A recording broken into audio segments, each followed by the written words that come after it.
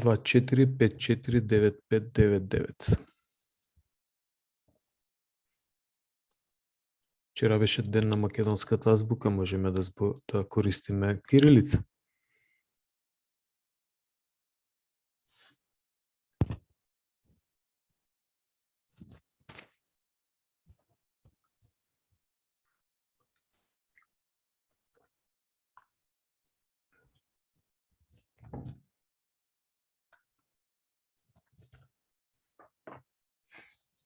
Координација, генетика, загревање, наука, вежби, издржливост, енергија, способност, координација, моторички навики, движење, сила, гравитација, енергија, човек.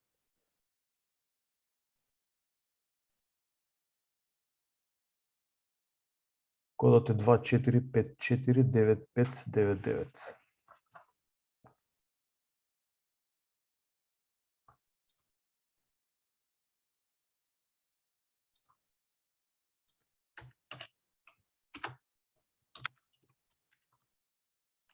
Тие што се вклучија сега, пробајте да одите на menti.com, има и во чат, но и на скрин се гледа, екран, menti.com и внесете го кодот 24549599 и пробајте да напишете нешто што ви асоцира за антропомоторика, 3 зборчиња. Можете и уште еднаш ако сакате, уште 3.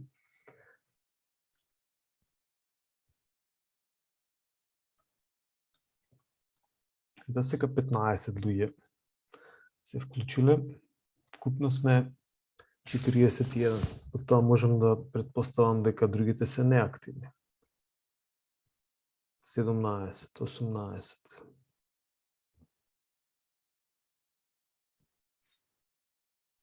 Професоре, Ајде. мене ме гасни од menti.com. Не знам зашто.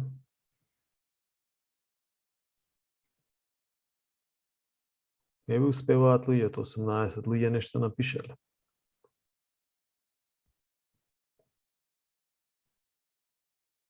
Прво нешто што ви даде.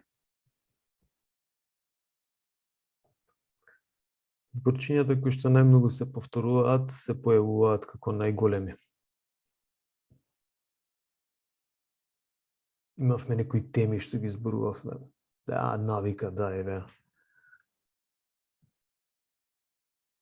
Мислам дека од некои моторички способности да спомнавме, еве, флексибилност. Не мора да биде и овие работи, може би нешто друго ви асоцирало.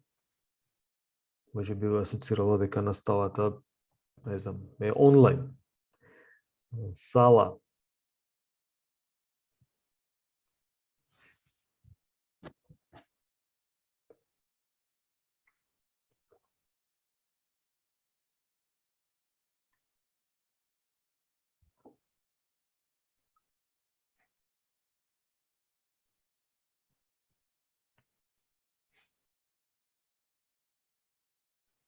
Молам сите што се вклучени, еве половина едва се вклучиле, пробајте барем ова. Активни се 10 луѓе, другите не ми се активни некако.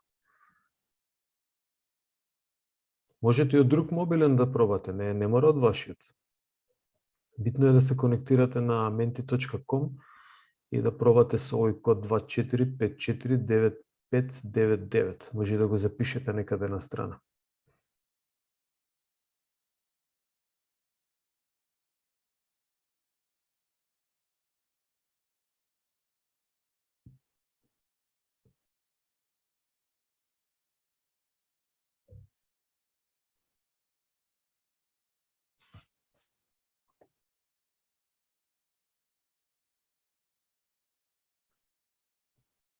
Се надевам ќе стасаме барем во бројка 30. Тоа е 3/4 од вклучените. Минус мене 40 делено на 4 10. Не дава повтор пат да гласаме, професор. Мисля, од друг уред треба. Како? Од друг уред најверојатно бара за тоа.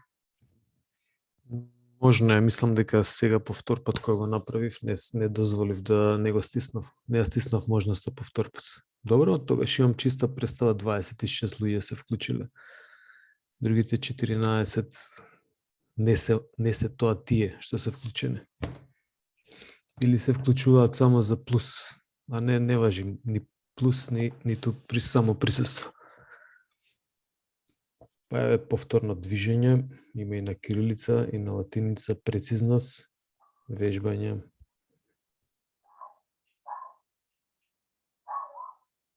Добро, окей. Нека биде тогаш на ово остануваме.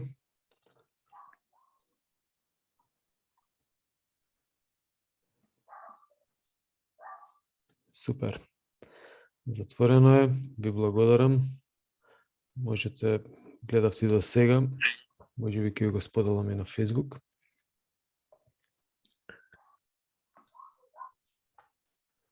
Во секој случај, да. Во секој случај е интересно да, мислам чисто да размислите, може би ќе искористиме за нека друга тема понатаму. Што ве асоцира, па ето ќе запомните, најверојатно, за што се работи. Добро, денешна тема, ај вака да направиме стоп шер, може да се видиме?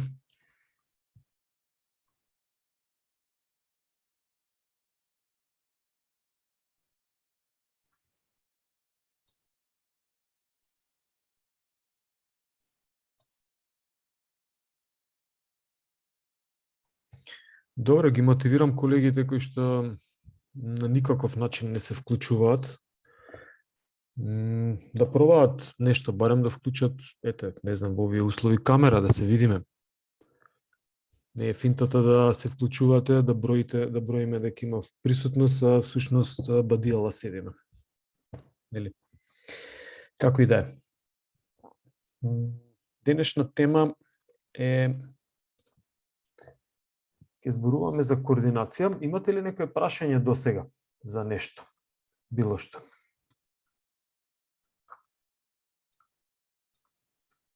Дали ги поминавте првомајските празници добро?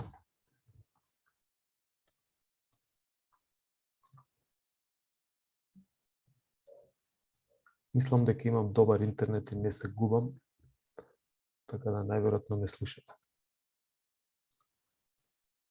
Да, слушаме. Одлично. Како ги поминавте празниците? Одлично, професоре, вие. Супер. 1. мај го дочекавме во домашни услови.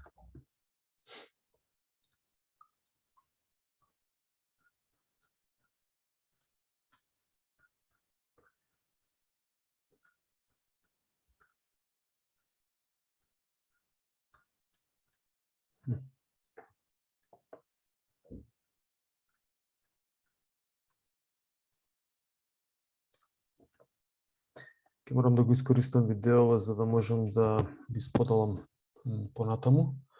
Затоа и го барам ако ми се загуби. Се извинам. Да, супер. Океј. Денеска ќе зборуваме за координацијски способности и една од способностите веќе ја поминавме, тоа беше флексибилност. И таму споменав неколку работи кои што се многу битни за сите способности моторички, за да може да ги помните и да знаете што е најбитно од сите нив да помните. Па, например, кај флексибилност споменавме. Значи, под број 1, дефинирање на способноста. Што представува конкретно координација? Сега ќе зборуваме за тоа. Под број 2, какви видови има на таа способност или како може да се подели? Под број 3, вежби за подобрување на таа способност, конкретно за координација сега, и евентуално под број 4, сензитивни фази за развој. Значи, 4 работи во 4 до 8 реченици и вие веќе сте влегле со информација на испит кон професорот дека имате познавање за темава за која што ќе зборуваме. Ова се тие 4 основни работи кои што треба да ги познавате за секоја моторичка способност. И пробајте вака, држете ги. Мислам, знам повеќето од вас ќе го направат ова, има мал дел кој што нема да им биде ова јасно, не знам зашто, а многу едноставно. Значи, прво е дефиниција, второ е колку видови има, трето како се подобрува, вежби за нас најбитно, како се подобрува некоја моторичка способност. И четврто, сензитивни фази, ги зборувавме во антропонтогенеза. Во кој период од човековиот развој, во онтогенезата, се подобруваат некои способности, треба да се опфатат во развојот на децата и младината, за да може да очекуваме дека понатаму во животот ќе ги имаат тие способности. Зборувавме за ова во антропонтогенеза, така да не би толошно.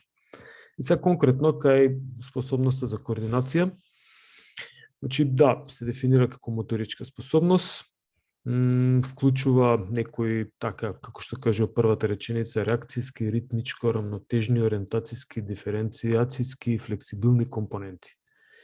И сега веднаш ќе пробаме еден тест да направиме. Ако може да земете лист хартија и молив или пенкалце до вас, единствено што треба да направите е да се подпишете негде на страна, не мора на средина. Еве, давам 1 минута. Пробајте да најдете моливче, пенкалце и имајте го до себе. Пробајте еден подпис да ставите. Ставете и 2. Со раката со која што пишувате.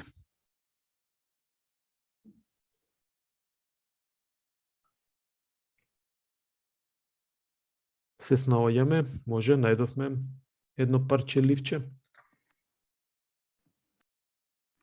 Да. Супер. Да.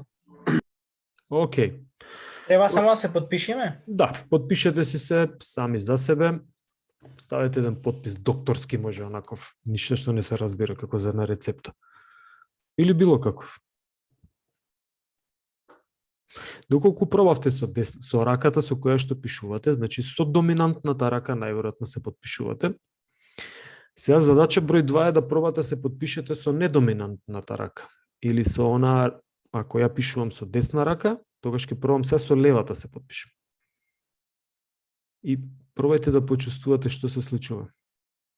Првен, кај вас, а што ќе напишете не е толку проблем.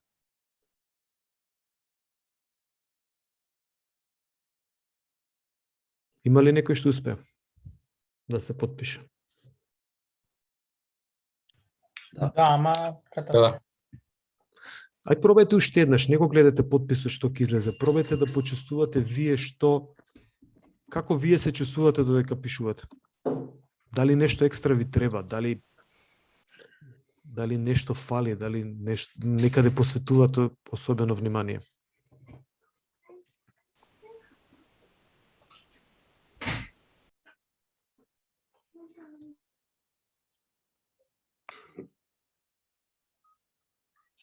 Сака некој да сподели искуство? Подпис со недоминантна рака. Многу тешко. Чудно. Како без координација. Да, фали динамика, стабилност фали. Супер. И сега, пробајте, например, да кажете година на раѓање додека се подпишувате со десна рака. Пробајте го истото, да кажете адреса и година на раѓање додека се подпишувате со лева рака. Мислам, ја бидејќи сум деснорак, се извинувам, но пробајте го едното со доминантната рака, со која што се подпишувате, и со недоминантната рака, со која што немате пракса да се подпишете.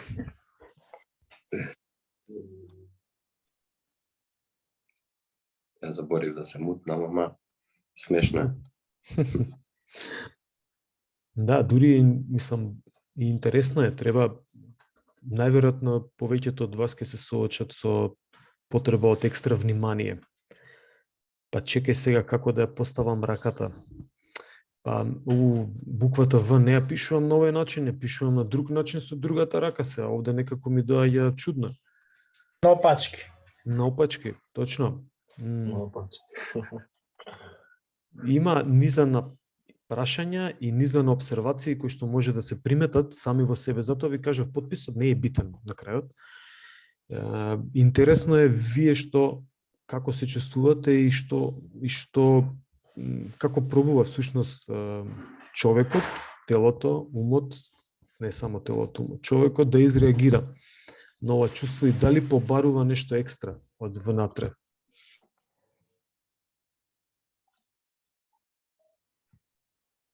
Сака некој да сподели интегрално искуство? Никола беше така? Внимателност. Внимателност. Супер. Концентрација исто. Одлично. Секогаш кога се повикува... Стабилност. Да, зависи од кој момент, но да, се сложувам. Секогаш кога се повикува координацијската способност на помош, значи да дојде да ни помогне во нешто, тогаш може да опишеме на многу со многу придавки како што сега пробавте вие. Внимателност, концентрација, стабилност на некој начин, но на нешто друго можеби стабилност. Во секој случај пробуваме да го искоординираме движењето со мускули кои што или со дел од телото придвижени од мускули кои што претходно немале такво искуство. И сега кога употребуваме такви делови од телото за да извршиме некоја задача, всушност внатрешно ние вклучуваме мускули, тогаш ја повикуваме координацијата на помош. И тогаш ги употребуваме овие координацијски способности или оваа моторичка способност координација. Имаше интересно примерче во сала го работиме, например баскет, фудбал, балон, тениско топче. Со сите 4 да пробате да дадете кош. Или одбојкарска топка, или медицинка на крајот.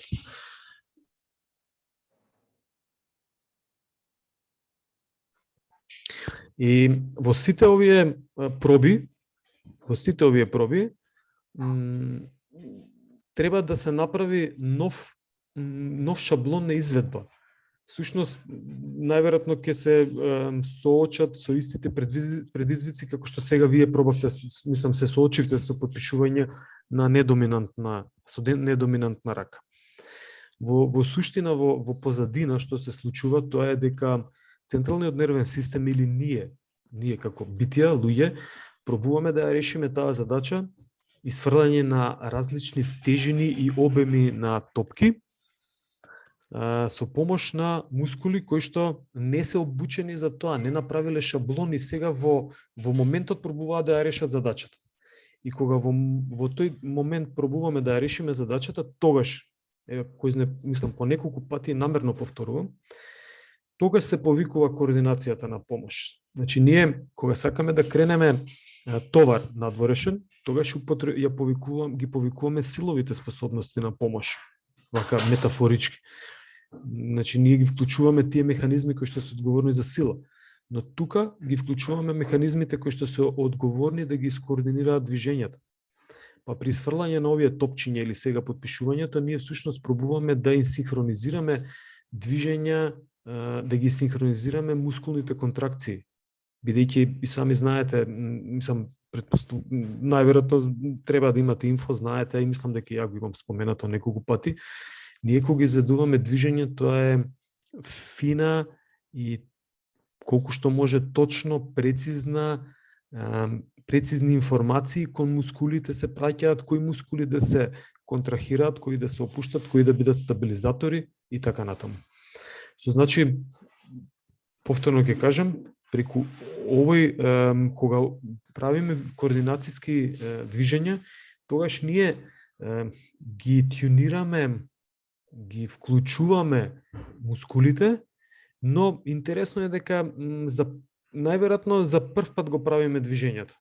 Немаме искуство од тоа движење. Еве, ако некој имал искуство да се потпишува со недоминантната рака, тогаш најверојатно го има научено движењето и не му е проблем да го изведува, нели?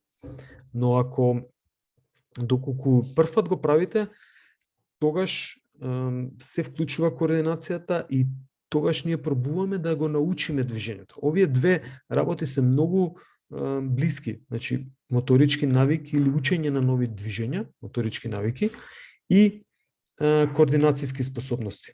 И затоа се преклопуваат кога ги објаснувам.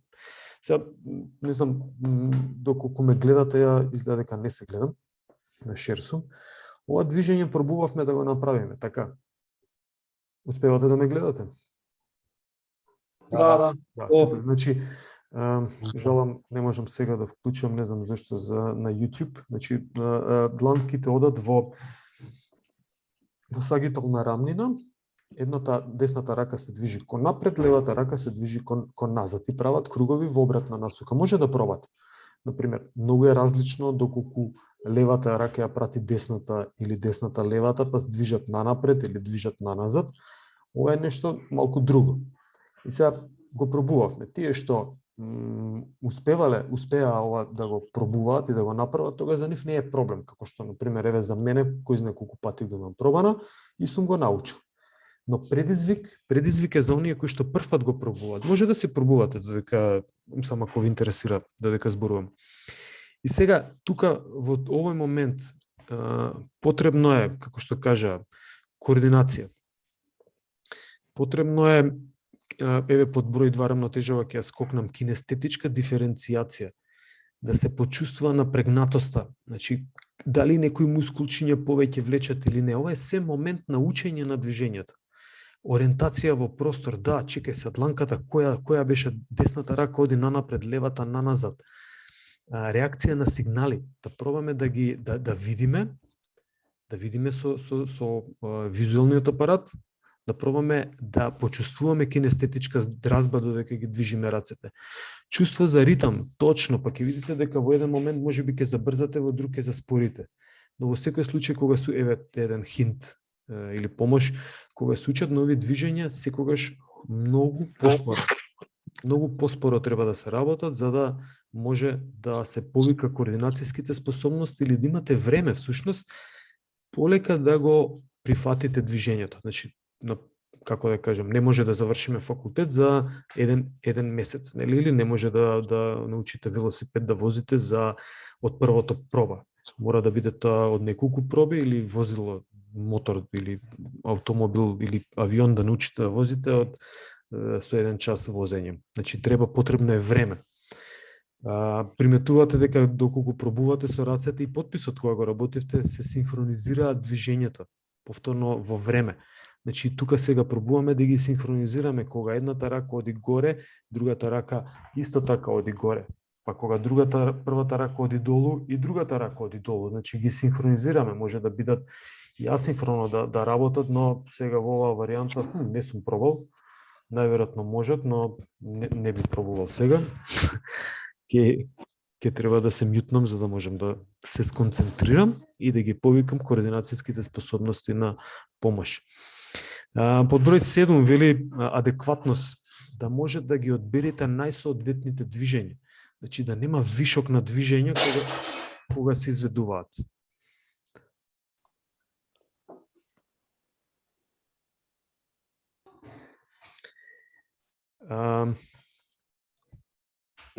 Сите овие работи асоцираат на координацијски способности. Значи, ако треба да кажеме на испит нешто или не мора на испит кој ќе ве прашаат надвор, тогаш слободно можете повторете ги работите, размислете што е ова, преслушајте што кажав, најдете ги во книга, ги има. Тоа е системот на учење. Ќе запомните од 7 работи, ќе запомните 3. Од 2 работи нема да запомните ниту една. Ќе ви се измешаат сигурно. Така да што повеќе, тоа подобро. Само да видам последново. Да, вели координацијските способности никогаш не проработуваат изолирано, туку тие се меѓусебно поврзани и лежат во основа на агилност. Океј, ќе го објаснам ова понатаму. Доколку зборуваме за, ако може да приметите, да, овде единица не ми треба, но ако може да приметите на следовите, според ова што го зборувавме, дефинирање на способноста, имам ставено бројчиња, што е што во која тема. Значи, се уште сме во дефинирање на координацијските способности. Па, на пример, при дефинирање може да се објасни дека во целата слика на моторички способности, генерална некоја представа може да дадеме да се поделат на некој ваков начин, каде што имаме кондицијски способности, брзински способности и координацијски способности. Сега ова кондицијски асоцира, ние под кондиција подразбираме се, некоја фитнес, некоја спремност. Нели, фит може би е помодерно, кондиција е по стар тип, ајде да кажем, на термин, но апсолутно се користи, нели, ние го познаваме и постои кондицијски тренери и слично, фитнес тренер, преведено на англиски не е ни битно. Но сакам да кажам, во поделба на моторичките способности, тогаш некако повеќе се склони овие силата и издржливоста, силата или силината и издржливоста или способностите за издржливост, кон оваа поделба, значи, влегуваат во полево на кондицијски. Брзинските ги оставаме тука некако сами и во другава група влегуваат координацијски способности. И тука се некако ова не се посебни способности кои што се напишани долу, реакцијски, ритмички, рамнотежни и така натаму, но да, рамнотежата ја препознаваме, прецизноста е исто така во координацијски способности, флексибилноста е така тука некако ставена е тука во координацијски, но може да биде, мислам дека факторски се дефинираше во координацијски, но ајде ќе оставиме незе. Битно е дека во координацијските зборуваме за рамнотежа, прецизност и координација. Се среќава терминот агилност или агилити и генерално кога зборуваат за координација, тога зборуваат за, значи можете да најдете вежби на интернет за exercise for coordination, например. Можете и на македонски да пробате, или на кирилица, ама повеќе се наоѓаат на англиски, но најчесто ќе ги најдете како агилити. Значи вежби за агилност или агилити, и самиот термин кажува дека некој е агилен, некој е подвижлив, некој е мобилен, може да направи нешто, значи вичене со своето тело да направи, така се нарекуваат и вежбите. Се уште сме во дефинирање. Можете многу да зборувате за дефиниција. Само, нели, треба да прилика да знаете и да го повторите ова. Само со слушање нема да влезе во глава. Така да ќе треба да се повторува. Па, например, вели дека координацијата е всушност носечка во сите моторички способности, како кралица на способностите. За било која моторичка способност да ја покажете, вас ви требаат координацијски способности. Значи, да дигнете тек на бенч, иако се побарува сила, на почеток се работи за учење на ново движење, каде што рековме, кога има учење на ново движење, секогаш координацијата се појавува. И сега да не зборувам за понатаму, нели, другите. Еве пример ќе ви дадам. Алпинизам или еве спортско качување. Тамо, иако требаат најмногу силови способности, блиску до максималната сила, треба и силова издржливост.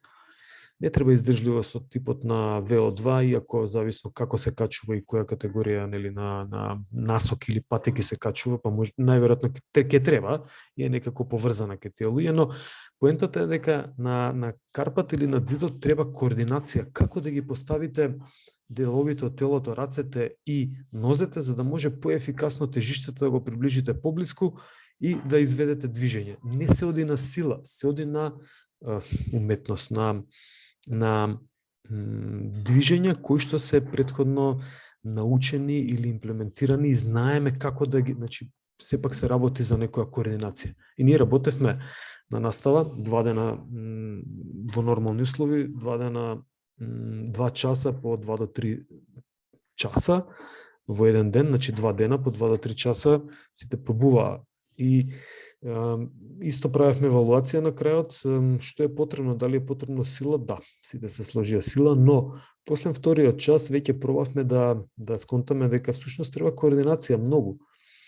која рака да се постави, како да се научи движењето, дали кога се прави лост да се испружи раката во лактот или да се држи згрчена и слично. И еве е исто една добра интересна информација. Ќе ве прашам, можеби ќе знаете.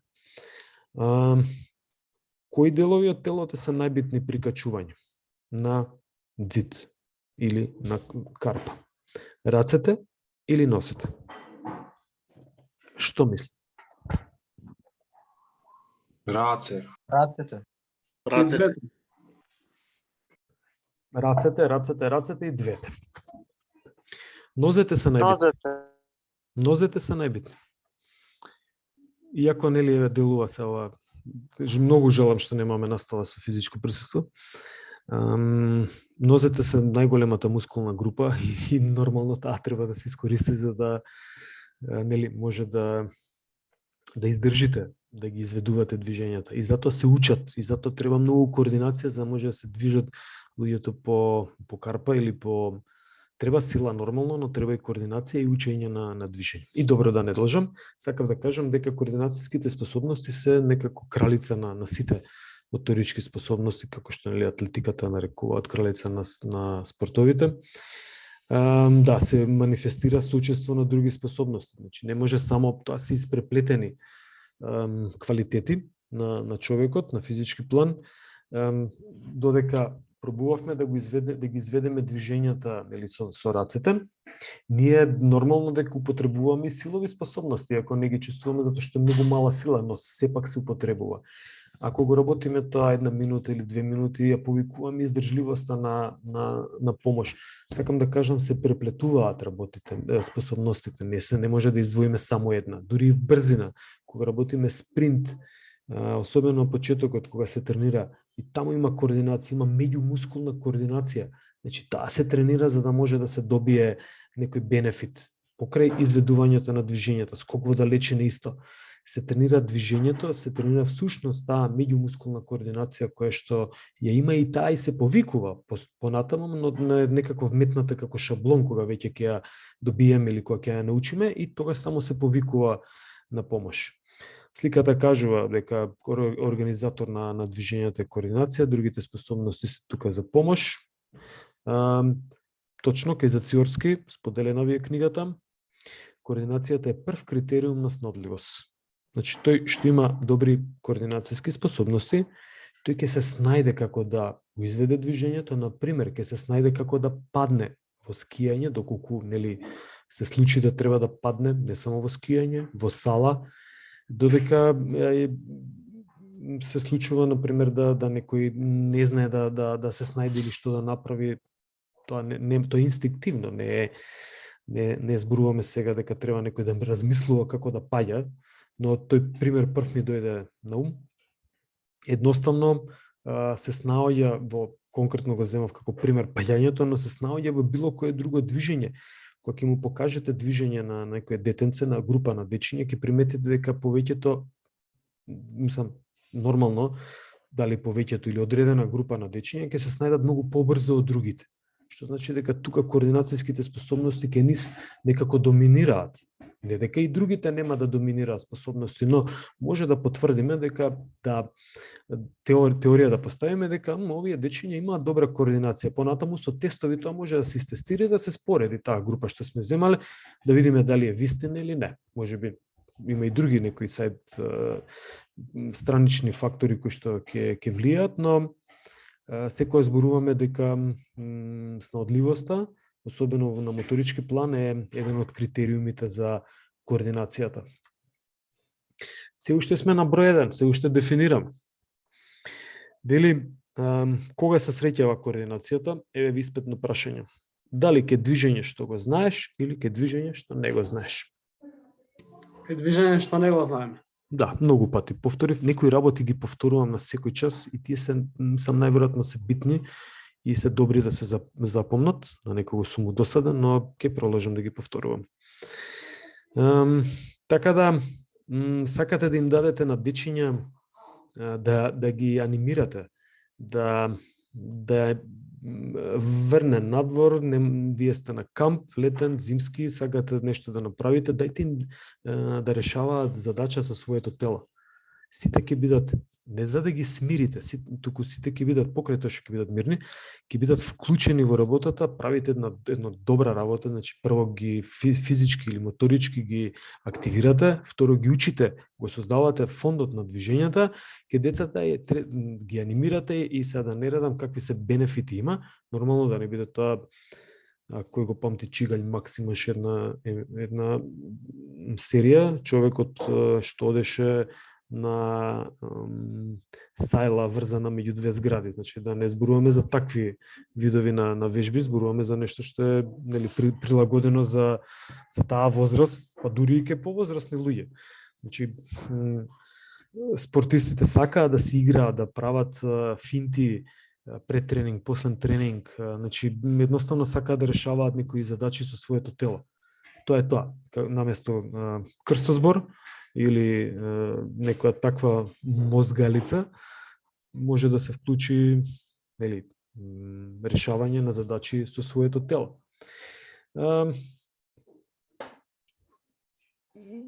Да, овде, значи, стереотипови споменав, тоа се движења кои што се веќе научени и тука вели дека, мислам дека за реорганизација ќе споменам понатаму нешто. Или ајде ќе споменам тука, мислам дека имам понатаму. Значи, исто така во методика на учење, на подобрување на координацијските способности ќе споменам, ќе се навратам нова, но можете да еден стереотип, или нешто што е веќе научено, што е како движење, можете да го реорганизирате и тогаш повторно повикувате координацијата на помош. Што е ова, ќе зборам понатаму. Да, овде кажува истото, не е провоцирано во веќе научени движења. Значи, не мора да размислувате кога се потпишувате со раката со која што се потпишувате, но со другата рака треба да размислувате.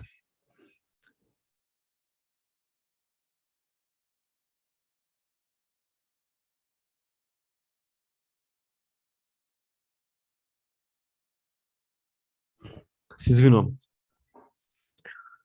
Кај Гредель, стара дефиниција, ќе учите и по психологија, координацијата е еден вид на моторичка интелигенција. Оно што го кажав за снаодливоста, токму на ова се однесува. Значи, да не должам, веќе објаснив за тоа. Сега, да, истото, најверојатно е битно, што се повторува. Овде е нешто од Бојанин чисто извадено, дека интелигенција е евидентен факт само во намерни движења или кога има насочена психичка активност. Сега тоа, ова кажува дека ако координацијата е еден вид на моторичка интелигенција, тогаш таа може да се примети само таму каде што има насочена активност. Значи, имаме насочена психичка активност кога изведуваме ново движење, во другиот дел немаме. На тоа се однесува. Од различен аспект е дефинирана овој вид дека некој начин координацијата или координацијските способности се некој вид на моторичка интелигенција. Чисто пример е даден дека е каде е најден моторниот сегмент од кортексот, во која лезија се наоѓа, но тоа нас сега во моментов не ни интересира. И број 2 ни беше колку видови на координација има.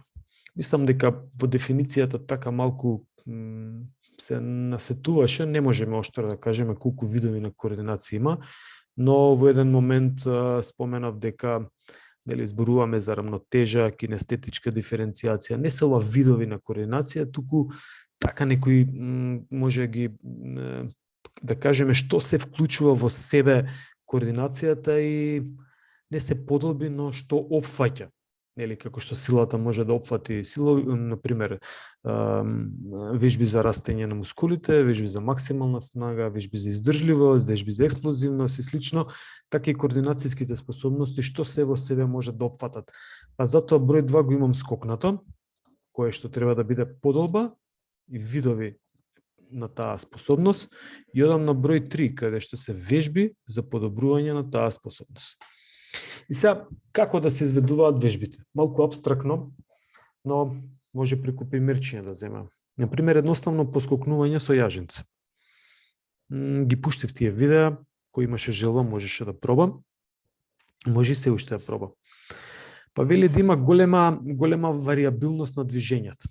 Што значи тоа? Подскокнуваме со јаженцето нанапред, подскокнуваме со јаженцето наназад, подскокнуваме со јаженцето во ритам, например 1-1, 1-2, значи едно подскокнување, едно свртување, едно подскокнување, две свртувања, сега ќе се повторуваат надолу овие работи што ги кажувам, но поентата е, например, дека може исто така да подскокнуваме во движење, може да подскокнуваме во место, ете таа вариабилност.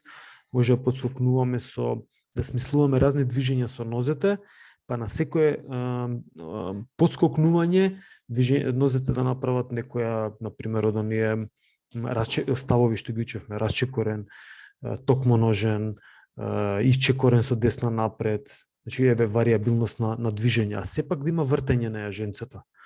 И сега кога ги пробуваме за прв пат овие работи, координацијата се повикува на помош. Кога ја повикуваме на помош координацијата, тогаш тоа се вежби за координација. Најчесто кажав, си ја повикуваме кога учиме нови движења. Кога треба да кренеме тек од 100 кг, која способност ја повикуваме на помош?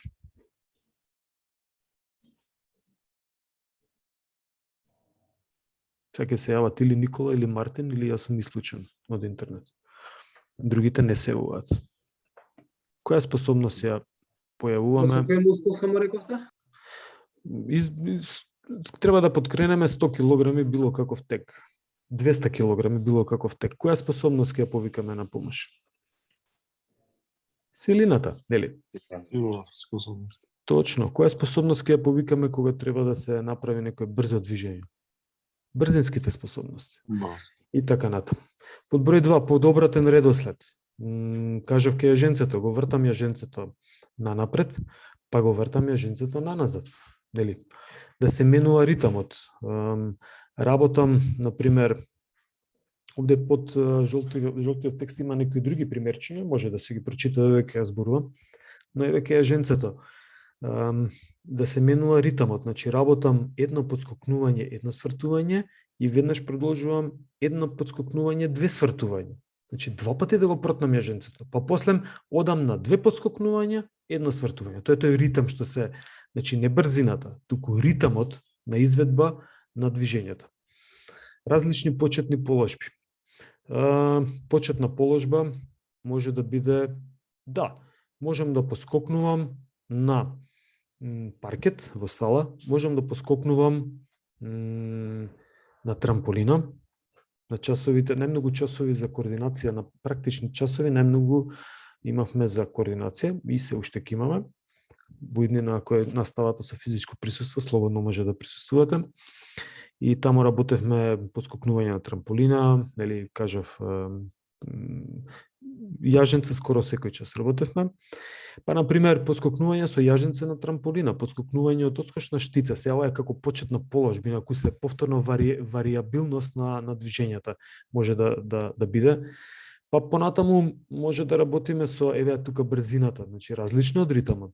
Да работиме со максимална брзина, но и со најспоро придвижување на јаженцето.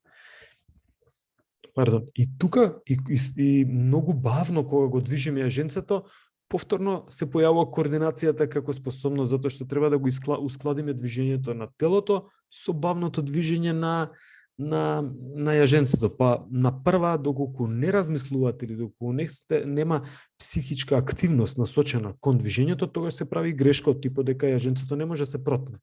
И затоа бара концентрација. И ќе имате прилика, сигурен сум, кога ќе зададете ново движење, може и мене ми се случувало да има и 80 луѓе во сала, особено студенти, сум правил експеримент, и 80 луѓе ново движење, кога ќе дадете, тогаш се слуша како лета мува. Тивко е, сите се сконцентрирани и сите мислат на тоа што треба да го сработат.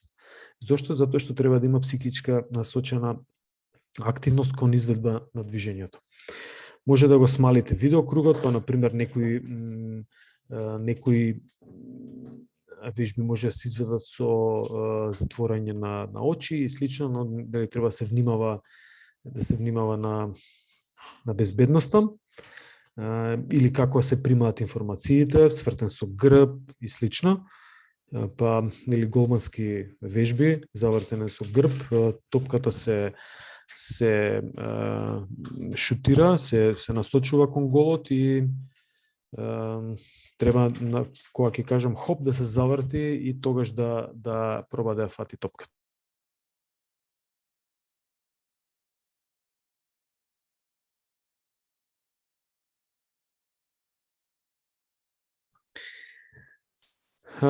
Ова исто е интересно. Под број 7 вежбите може да се изведуваат под замор. Значи, ова се какви се видови на вежби може да се зададат за подобрување координацијските способности. И сега, зошто послем замор? Затоа што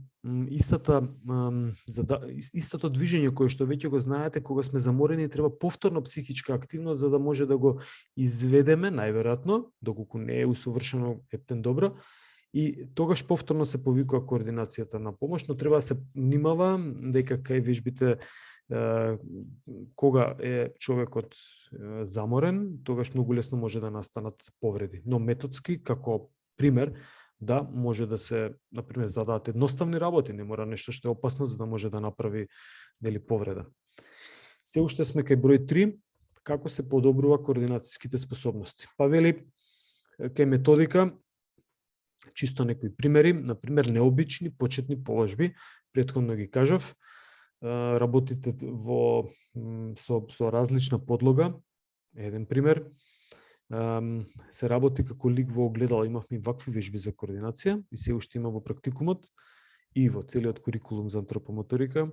Например, се работат вежби кои што се поставуваат различни ставови со рацете, со телото и слично, но тој што го води часот ги работи, а другите треба да го направат во огледало, но треба да направат идентично исто како во гимнастика, која се бара прстите на стопалата и дланките да бидат испружени, точно да се знае каде да се постави, истото и тука со едноставни движења.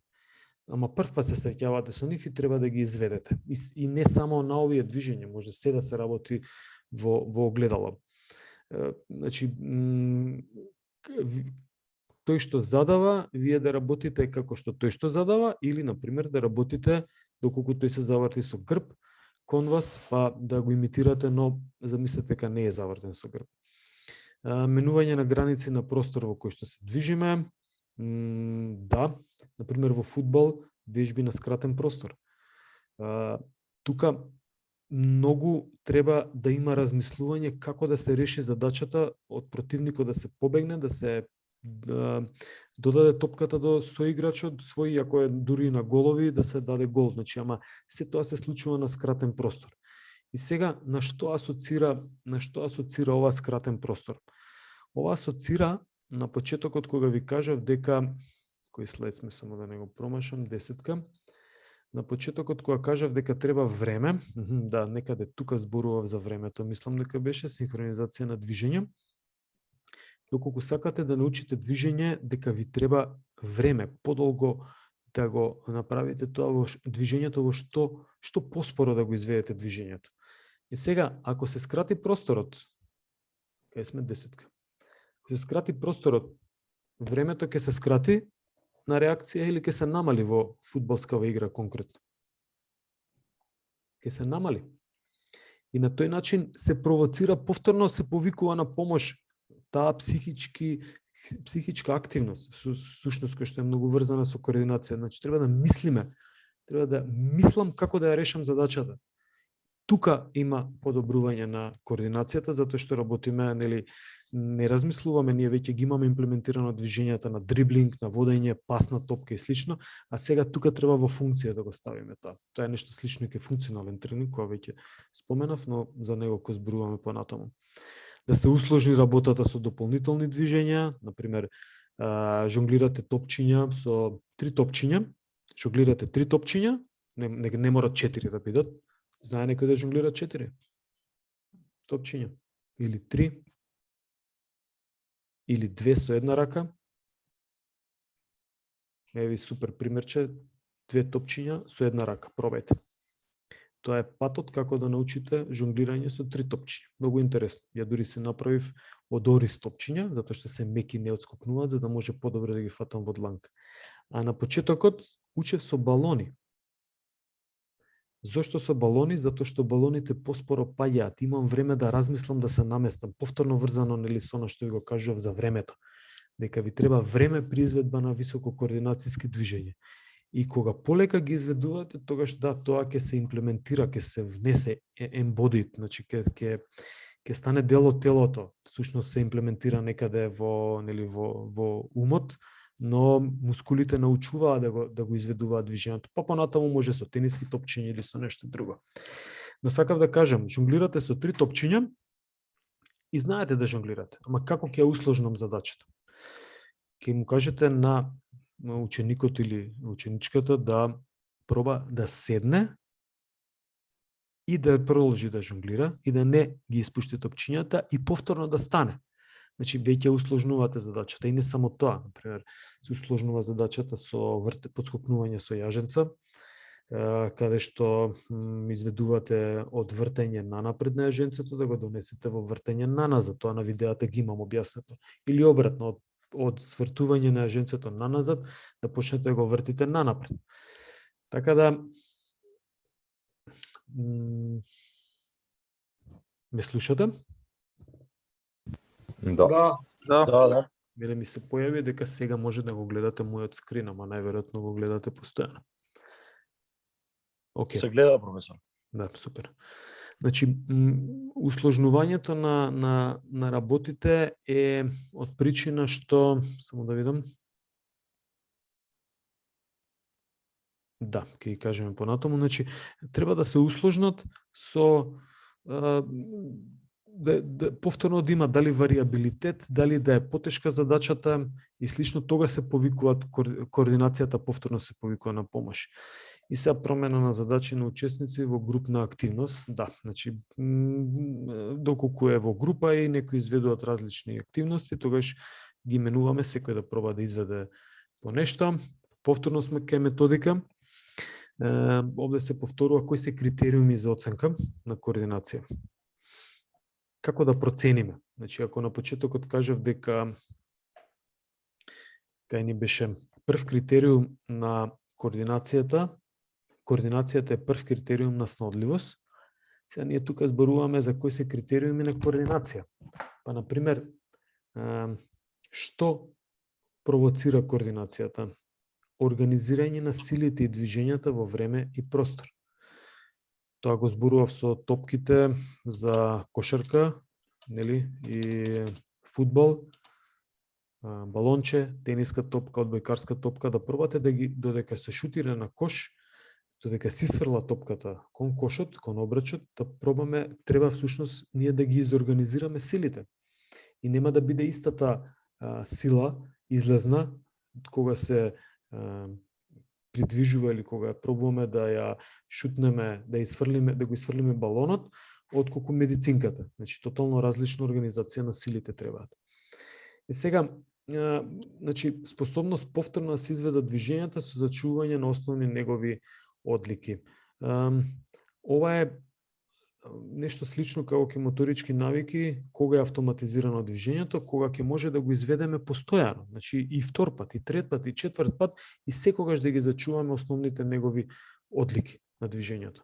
Па на ова се однесува исто и кај координацијата, дека кога го изведуваме движењето, ако ги зачуваме основните одлики на движењето, тогаш ние го учиме повторно имаме некоја психичка активност и на некој начин се, нели, преку повторно изведување на движењата пробуваме да ја повикаме доколку не е потребна координацијата. Во еден момент нема да биде потребна, затоа што нема да размислуваме на движењето и тоа е веќе моторичка навика или автоматизирано движење.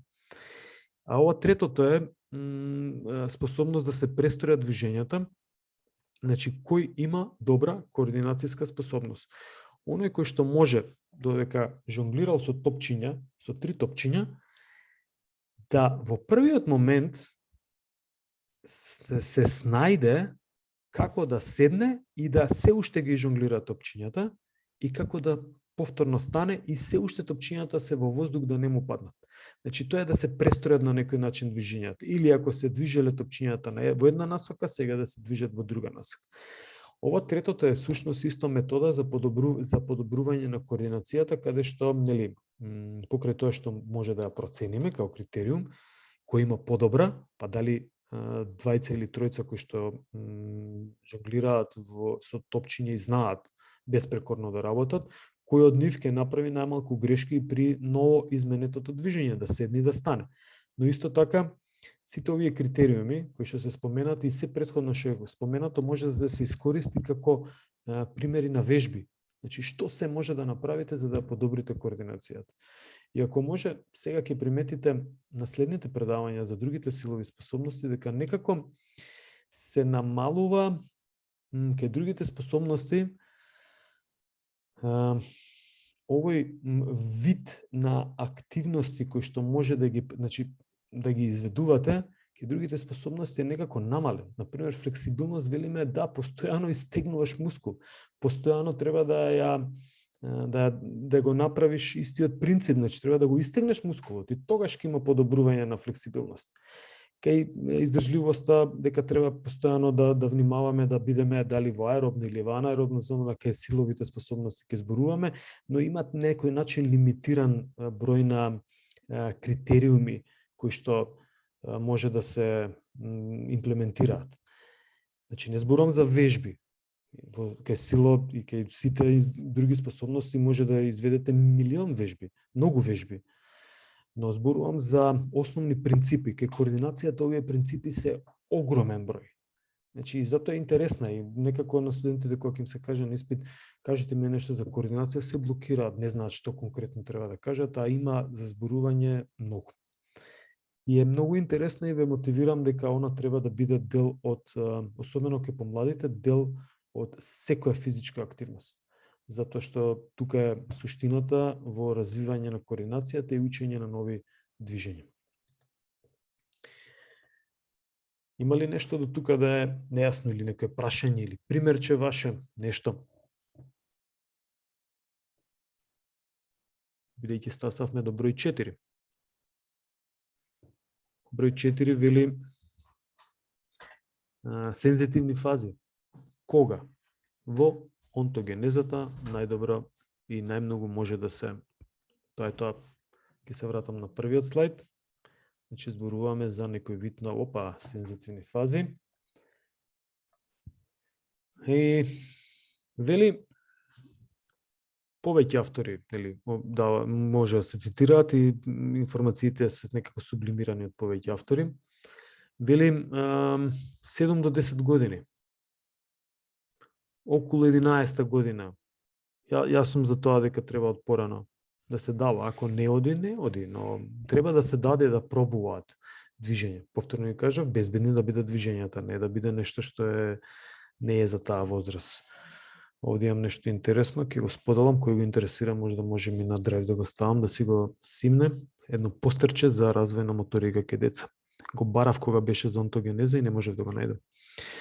Под број 2, во пубертетот објаснив кај онтогенеза дека тука се намалува фондот на движење заради раст на телото и експлозија на хормони и се она што е пропратено со, мислам, што се појавува, што го помага растот, нели? Што го супортира растот и развојот на единката, но може да се примети дека таму може да се примети дека некои движења се ги губиме, нели? И зборувавме за ова. Не се со тој квалитет, не се изведуваат како претходно. Сега во пубертет не доаѓа до стагнација на развој. Точно, нели, како што кажав кај заморот, кога е човек заморен, па му давате вежби, така и во пубертетот. Нормално да не бидат безбедни, но да се задаваат вежби кои што ќе представуваат проблем. Значи no pain, no gain. Без напор нема ефект. Да не биде тоа, нели, се во граници на нормалност. Така да и тука, тамо каде што треба да се вклучи психичка активност, тамо ќе има појава на координација. Колку пати го повторив ова? Само да го запишете на едно ливче, ќе имаме за што да зборуваме на испит и пред други. ваши клиенти или колеги. Вика, вели најголем квантум на сложени движења се задаваат и има, значи најголем квантум кај почетници, кај млади, затоа што нивниот фонд на движење е мал, нели? И најчесто тука би требало да се задаваат кај помладите. Кај млади спортисти координацијата секогаш како суплемент, точно. Симетризација, ова се однесува, значи, на симетрични движења, не на асиметрични, се изведуваат полесно кај млади спортисти, нормално, затоа што фондот на движење е помал и е во фаза на билдање, на развивање. Да, координацијските задачи имаат многу мала поврзана со физичката спремност. Значи, таа, како што кажав, е директно поврзана со централниот нервен систем и со психичките функции. Примерот е со рацете, значи можете во седење да работите, а сепак има психичка активност и има учење на ново движење и се повикуваат координацијските способности. Значи нема потреба да работиме, да бидете спремни на кондицијските способности за да ја подобрувате координацијската способност. Точно, број 6 се вели се смалува во услови на замор. И сега може би е контрадикторно, ама кажав, да, таа може да се подобрува во услови кога човекот е заморен. Но нормално, ако очекувате од некого во меч после 90 минути во продолжение и слично дека ќе треба да покаже и слични координацијски способности како претходно, тогаш очекувано е дека нема да ги покаже. Зошто? Затоа што се смалува, се намалува овие способности кога телото е заморено. Тоа е нешто слично како кога има болка кај флексибилноста при стегнување и вие пробувате да задржите. Значи тука има замор, се јавува и пробува да направи телото некоја заштита, но вие сепак задржувате малку да биде безбедно.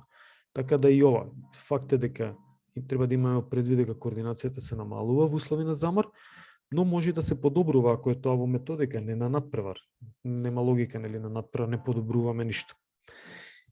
Океј, ќе преминам на едно делче, 10 минути, ќе прегледаме само едни склоп на вежби, кои што требаше во сала да ги сработиме, но и минатата година и оваа година не се сработени.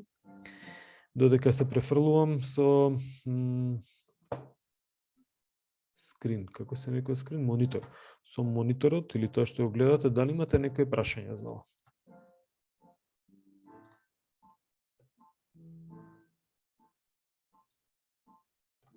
Нема? Најверојатно нема. Многу едноставни вежбички кои што се изведуваат, првото е со палка, второто е со топче, еден комплекс од 30-40 минути, имплементирано со јаженци, имате 2 часа спремни, овде се на брзина изведени, со многу варијации. Ова е во моментов тоа што мислам на брзина нешто за да може 10 минути за да може да се пополни чисто да ви дадам идеја. Значи ја исфрлам палката хоризонтално. Но што пробувам, се гледа, така? Сега го закочи видеото. Се гледа? Да. Добри, најверојатно не кочи многу. Се надевам. Океј, сега е закочено. Значи, пробувам да во сите движења што ќе ги прикажам, пробувам да направам координација помеѓу лева и десна рака. Значи, помеѓу силата која што ја провоцирам сам во левата и во десната рака. И не е иста. Ништо не е исто на светот. Две идентични близнаци не се исти. Не може две идентични работи да направиме, па не може ни два исти интензитета, значи исти интензитет на лева и на десна рака да зададеме при изvedба на движењата. Но сепак поентата во сите овие вежби е што поточно или што поидентично да зададам сила во десната и во левата рака, за да можам движењето да го направам така како што треба. Еве ќе почнам уште едно, само мал вовед нели дадов за што се однесува. Па исфрлање на палка хоризонтално. Ова е штека за скијање, стапче за скијање. Било што може да се. Иако на едната страна е потешко, но јас пробувам да ги усогласам движењата. Па сега пробувам да го заротирам за 90 степени, ама да лета убаво и да приземји убаво палката. Мислам дека се гледа некочи така. Да, да. Се гледа. На една страна, значи на 90 степени, па пробувам на 100, за 180 степени да го заротирам. И да крајната положба да биде како и почетната. Гледате, морам да чучнам затоа што не ги усогласувам движењата како што треба. Па пробувам да изфрлам палката сам за себе, значи по некоја замислена траекторија. Топчиња. Ова се вежби сам кога пробувам да направам. Може и со партнер, ќе видите понатаму. Значи ги изфрлам од оздола, изфрлам од гради, но со пробувам да направам координација на двете раце. Од едно рамо, од друго рамо. Значи повеќе пати може да се пробаат, ова е само методски приказ на вежби. Од чело, доколку ги пробате овие утре, ве мотивирам да ги пробате, ќе приметите дека не се изфрлат, топчето не се изфрла идентично со двете раце. Како што може да видите, со лева рака употребувам еден вид на сила, со другата рака друг вид на сила. И сега тука е финтата, малку брзам јас овде, но финтата е да ги усогласиме движењата, тогаш има координација. И нормално да се изведе правилно движењето. Со партнер истото, значи да ја изфрлам што поправилно. Треба да направи убава парабола, може и повисоко да оди. Значи не само колку да се изфрли, него да оди повисоко убава парабола да се направи. Ако нема идентична сила во двете раце, тогаш палката ќе лета криво, нема да лета право. Секојаш ќе лета малку криво. Ја изфрлам палката, вториот партнер некако не се снајде, и сега да објаснувам, ја изфрлам палката за да може да заротира за 90 степени. Не дека јас ја изфрлив нешто, ама супругата ми прв пат пробуваше. Морав незе како клиент да потребам за видео. Опа, за 482 степена се заврте.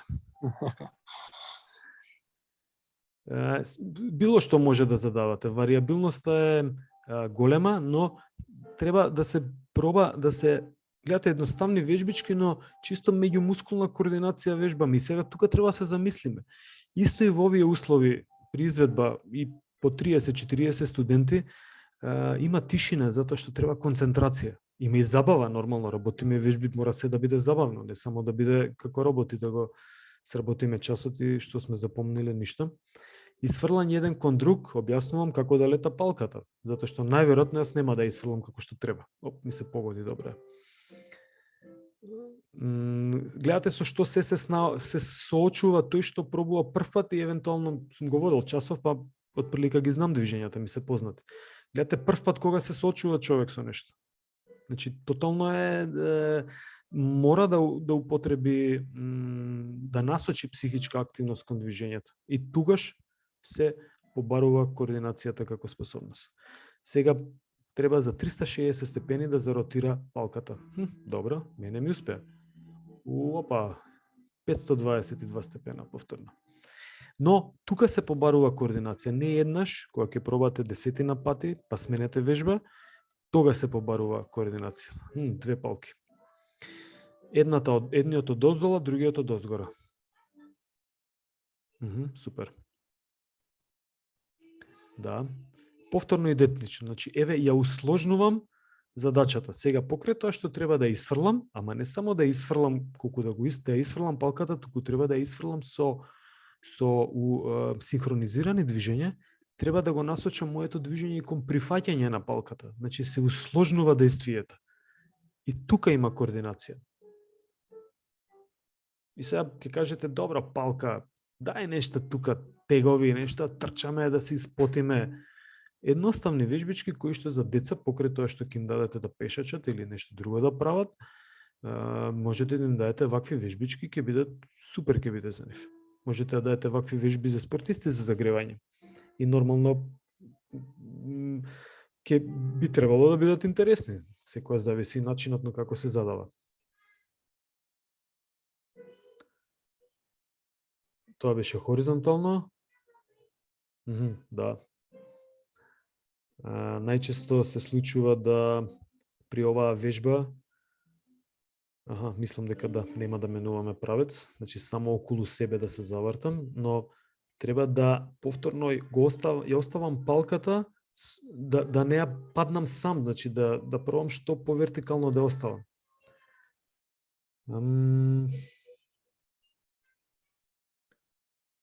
Добро, да, овие вежби што ги работевме без партнер, може да се сработат исто така и со партнер. Во позадина имаме настава музичка. Може да приметите, најверојатно се слуша. Мислам не од видеото во живо оди. Истите варијанти, но сега не го потфрлам топчето, значи сам на себе го пробувам да погодам некоја цел, тоа е партнерот, што поблиску, од глава, од чело, од лево рамо, од десно рамо, сега не видов ништо се поминам. Од позади може да дојде, од низ нозе, од напред, од позади низ нозе, од позади грб, од лево рамо кон десно рамо, значи од моје лево кон левото на партнерот. Ова го имате како видео, ако сакате може да го ќе го шернам. Да, ако можам да го шернам на Facebook. Од позади. И сега целта е да оди што по параболично движењето. Приметувате кај тој што нема многу искуство, дека, особено во овие движења сега, следниве, какви се движењата доколку не мисли на нив и како ги изведува. Не дека ја ги изведувам нешто но ви кажев, на час ги имам изведувано, па затоа најверојатно ги знам, доколку некој ги нема. Конкретно партнерот со кој што изведувам, немала. Имала, ама не ги работела одамна. И да, ова се варијанти. Мисля дека ќе оди малку побрзо. Да, од оздола, низ нозе, но сепак да има парабола. И ако видите дека, пример на вакви вежби, ако сакаме дека не може да се снајде детенцето, партнерот и слично, тогаш фрлете го повисоко топчето, ќе има време да се спреми да го причека. Значи, тоа е тоа играта со времето. Што заглавивме овде топчиња?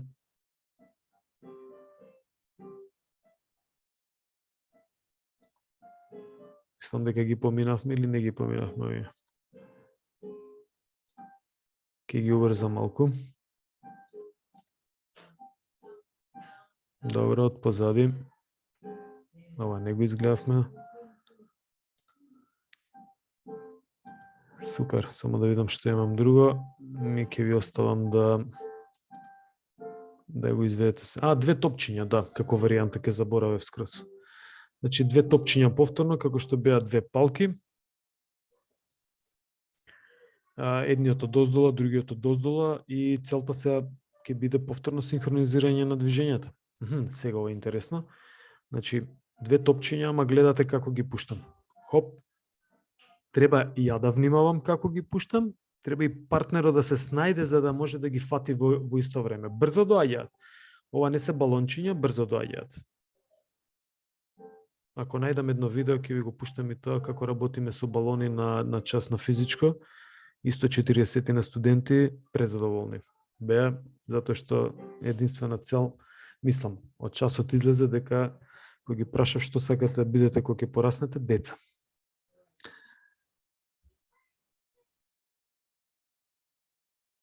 Што има друго? Да, тука нешто покажам жонглирање. Најверојатно ќе покажам тоа во седење.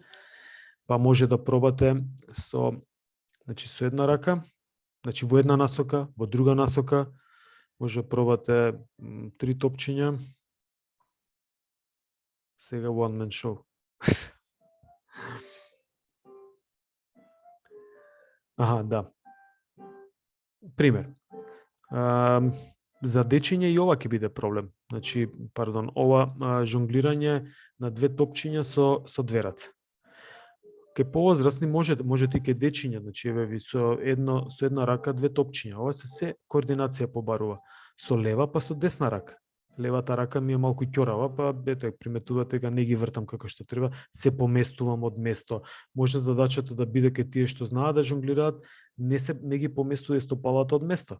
Значи веќе имате вариабилитет и го услознувате движењето, па треба многу попрецизно да работи. 3 топчиња. Работиш, исто да не се помрднуваш од место, нели? Може во седење, да, ниско или брзо, но може да биде и повисоко. Ако ги работите во пробувам да седнам инаку, ама не ми оди. Значи ова за мене веќе е проблем. Сега пробувам да седнам и тука побарувам координација. Претходно најверојатно не, затоа што ги знам. Океј. Целта беше на кратко да покажам, да, се стемнило во меѓувреме. Ова не сум ја. Се извинувам. Добро. Ајде. Океј. Супер.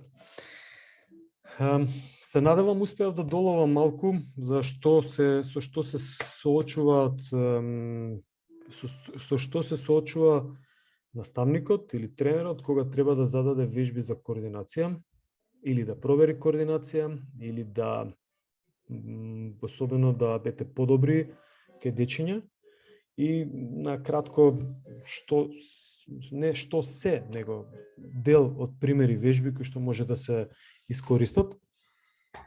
Не се овие единствените, ве мотивирам да прочитате во книга и да прогуглате и мислам дека Јаженца ви покажував како подскокнуваат еден, како се тоа моп со велосипеди низ Јаженца, со луѓе кои што имаат и над 100 килограми подскокнуваат ритмично имаат добра координација.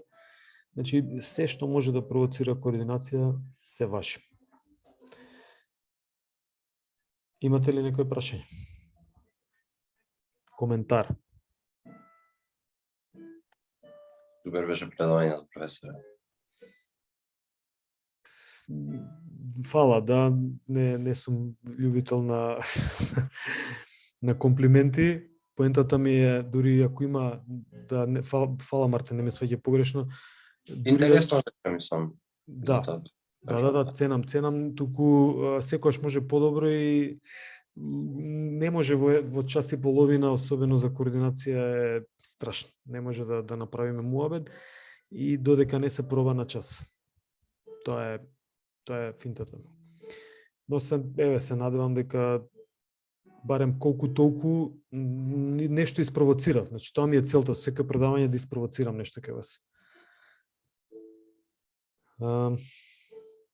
Нешто во врска со студентски прашања, кога отвора, многу ми е мерак телефон да ви оставам студентски прашања. Ако ви интересира. Не, да. Ги неќете студентски, не ви оставам информации. Да, ќе престанам да снимам и